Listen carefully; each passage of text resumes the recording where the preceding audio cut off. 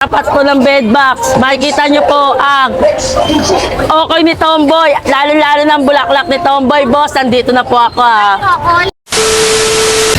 Bossing, Boss, ano pa yung mga pagkaintindihan natin dito? okay po, gawa sa hipon, boss. Yun oh.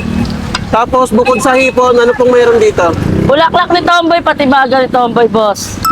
Yun, magkano po yung per serving natin dyan sa Okoy, boss? 40 lang, boss. Tapos, ano yung magpapasarap dyan, boss? Suka na masarap, boss, lalo na sa pagmamahal. Aray ko! So, saan pa galing yung suka natin, boss? Sariling gawa po, boss. Sariling gawa, ano? Yun. Bigyan mo nga ako ng isang order, boss. Sige, Ng boss. Okoy. Ito po nilalagay natin, boss. May toge, may carrots. Bago natin lagyan ng hipon. May kasama pong pagmamahal yan, boss.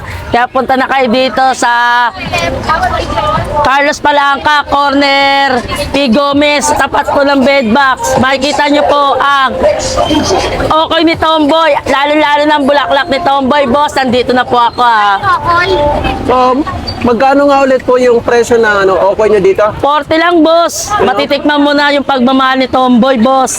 Aray ko! Presyong pangmasa, no? Opo, boss.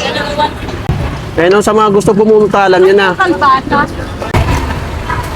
Boss, ito na po yung order nyo, boss. Yan, thank you. Sige, boss. So ito na po guys ang ating Okoy ni Tomboy.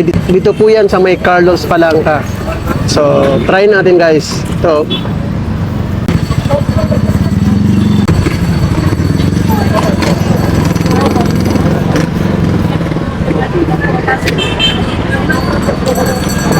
Sarap ng suka.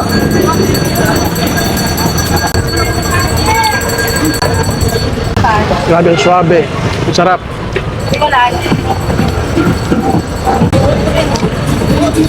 Ang crunchy ng ano niya, Okoy.